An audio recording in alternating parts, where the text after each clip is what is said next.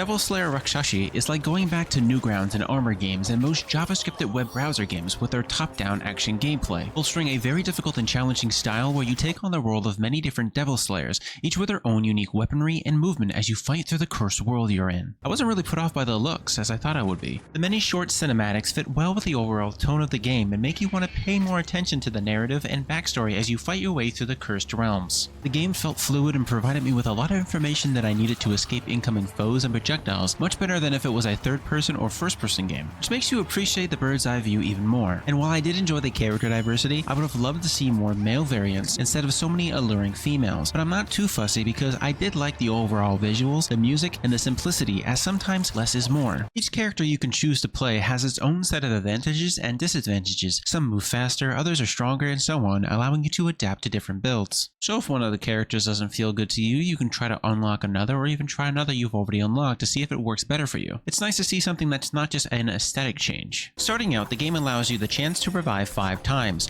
Unlike many other games with high difficulty that throw you in and kill you right away, this actually helps ease you into the game more before taking on much more of the challenging content. But even though they ease you into it, the game is still very challenging, mostly because of the stamina and mana management, so you are expected to die a lot until you finally get used to the game. There are a lot of enemies. There are up to 200 unique ones, each with their own weaknesses and strengths, not to mention 64 weapons and over 100 items and many more things to explore and to unlock. There is a surprising amount of depth put into this game, which I definitely was not expecting, as most games are pretty plain and bare. It's a game that you'll be playing for a very long time, returning to it in order to gain better upgrades to add to each run. Every single run is unique, with new bosses around every corner, and the option to see ahead to choose a particular layout that you would like to see for the upcoming levels. This allows you to choose what you believe you need the most, be they upgrades, specific loot, souls to unlock more gear, and even more bosses and upcoming bosses, which then grant you access to new characters and even more weapons. It's definitely not trying to look complex, as it's very simple on the outside, but it's hard to master, so you can have fun with it and take your time. However, as I play, I notice several parallels that I do not like with action RPGs, such as modifiers for elite monsters, which makes them overly difficult and tanky because they have a lot more resistance, armor, and so on. I have a feeling that it will continue to get more and more difficult artificially, which is nice in some ways, but also gives the impression that you never truly make good progress when you're always going against even or even massive odds. Regardless, it offers a lot of depth and replayability for those looking for something simple but with a good learning curve.